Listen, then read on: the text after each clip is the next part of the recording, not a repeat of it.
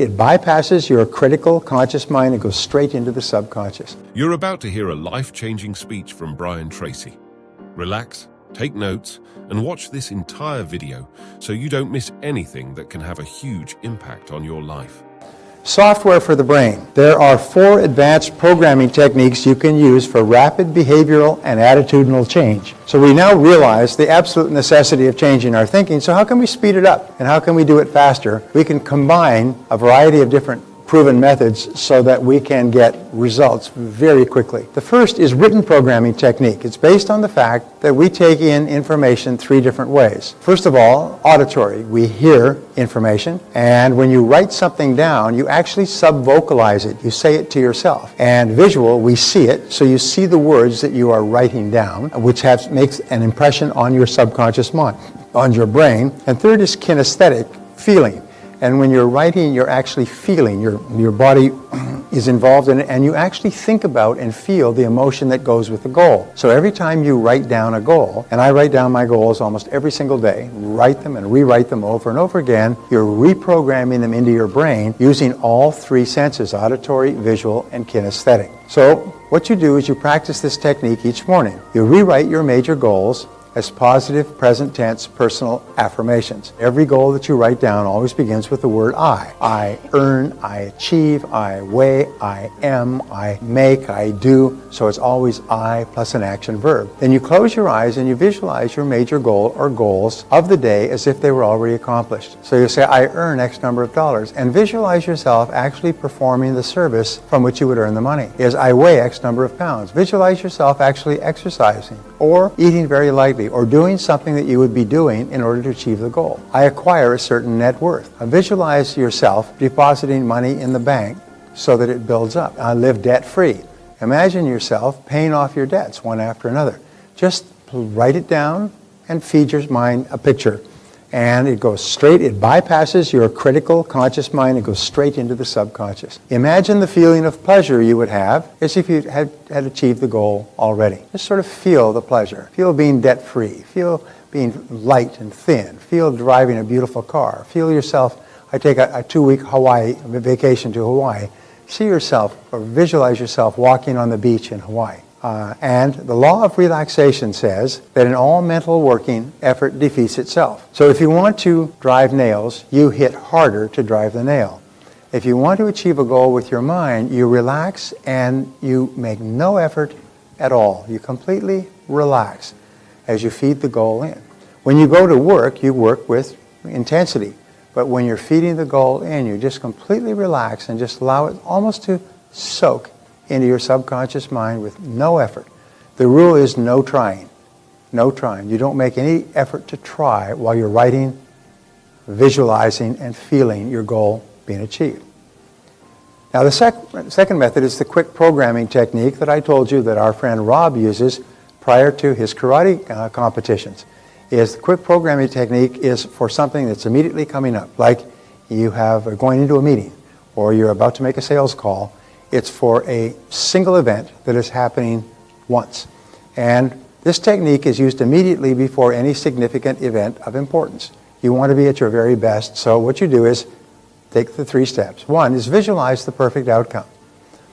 I have worked with salespeople and 2 groups of salespeople, and I had the same interesting feedback.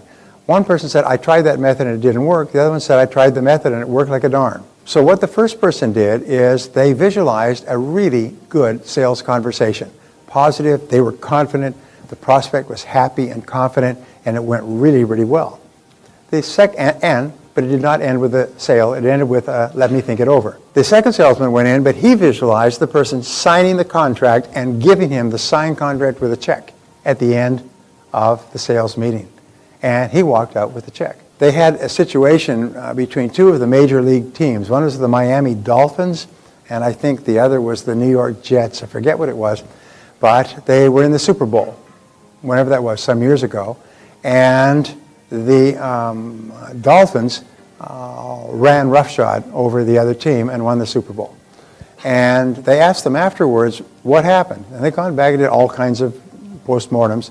They said, well, all through the season, the New York Jets were visualizing in their in their locker rooms. They were visualizing getting to the Super Bowl all season long, and they got into the Super Bowl. But all season long, and they were visualizing running onto the field in the Super Bowl as the Super Bowl contenders. The Dolphins were visualizing running off the field as the Super Bowl winners. And so the Dolphins had programmed themselves to win the game so they could run off as the victors. The Jets had programmed themselves to run onto the field as in the Super Bowl. So one had programmed it just not far enough. And that's why with the sales guys, one sales guy visualized a great sales experience, the other one visualized a close of the sale and getting the check. And I've had countless salespeople tell me it's quite amazing. It ended exactly the way they visualized it. So second of all, affirm the visualization. Instead of saying this is a wonderful sales call, saying I close this call with happiness for everybody involved. Or I walk out of this meeting with the check in hand. Visualize yourself and the customer shaking your hand and happy and giving you the check. And then emotionalize it and release it. Feel how happy you'll be when you make that sale. Just emotionalize it and then just let it go and go in.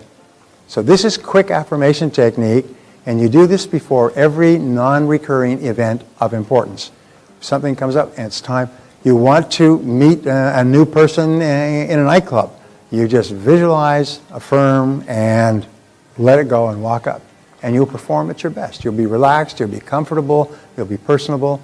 It's a great way for building relationships there. So software for the brain, the mental rehearsal technique. This is often called sports affirmation technique. It is used all over the world.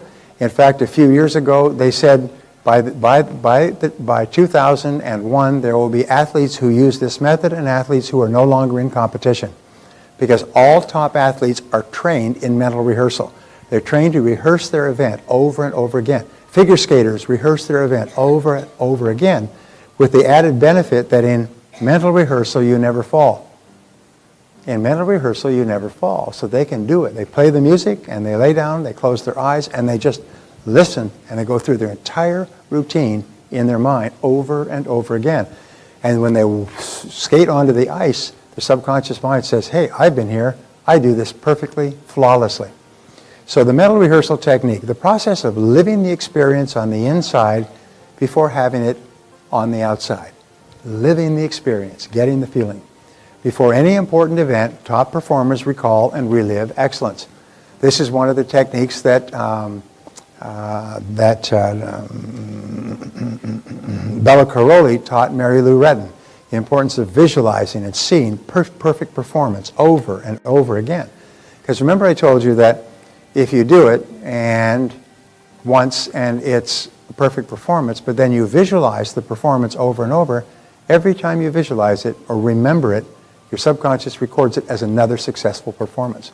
So you can take one success and repeat it over and over again, and every time you do, you predispose yourself to doing that successfully. So we say the major difference between winners and losers is that prior to every upcoming event, losers think of past failures. They think of the time that it didn't work. And winners insist on reliving and recalling past successes. They think of themselves as the last time they did this and they were really successful. And they choose to play that over and over again. Of course, the more you play it, the more you feel like a winner, the more your self-esteem and self-confidence goes up, and the more likely you are to perform better when you do it again. So constantly feeding this picture into your mind is, my friend Mark Victor Hansen says, when you think of a negative picture or a previous failure, you say, cancel, cancel, cancel, cancel. You cross it off, cancel, cancel, and don't allow the picture in your mind. It's almost like the picture's got poison. Don't let it into your mind. Cancel, cancel, get it out of your mind, and instead think of a success experience.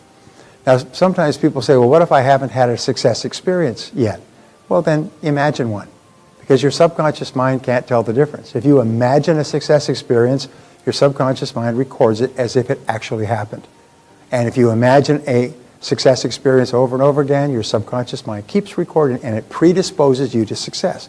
Then, when you have the success experience, you've got a tremendous reinforcement of the mental picture, When I was talking to Rob the other day, he was so happy, he was bouncing, he was brimming. He was so excited because it worked. And he actually won the silver medal in this very, very large competition because of this practice. So when he goes back in next time, he is doubly motivated and doubly convinced that he can do it. So think about what you desire and not about what you fear. Whenever your mind begins to drift to thoughts that you don't want, say very loudly the word stop. Stop. If you find yourself becoming upset or angry or thinking about something that makes you unhappy, you can stop it. It's called a pattern interrupt in psychology. It's just like a slap on the face to an hysterical person. Remember in the movies you see the person's hysterical and they slap them in the face to stop them? That's called a pattern interrupt. It's a verifiable method to stop a particular behavior. When you start to think about something that makes you unhappy, what you do is you say, stop, stop, and you just sort of slam on your mental brakes. You're driving around and you can speak to yourself, or if you're even in a meeting or with other people and you start to think of something, say to yourself, stop. And what happens is it stops. It's like whacking the arm of the needle off the record. It stops and immediately replace it with a positive thought. Immediately replace it by thinking about your goal or thinking about something that you want. But you've got to have a clear mind. So just stop and interrupt the pattern.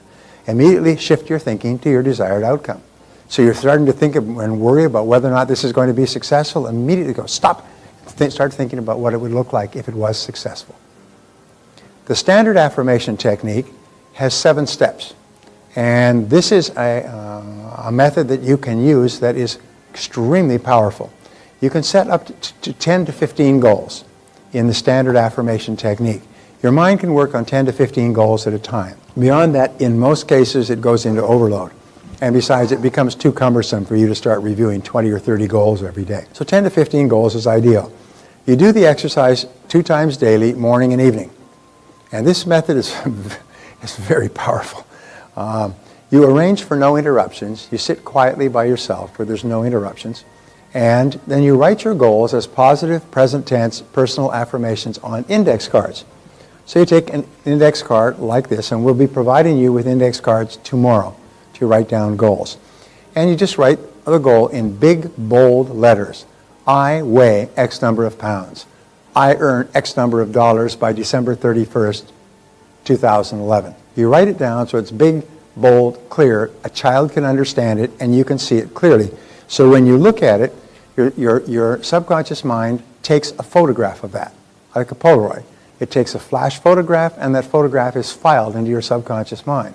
So you look at this, you write it down and make it clear, 1 goal per card, big, bold letters. And so you look at and then you read and you repeat it.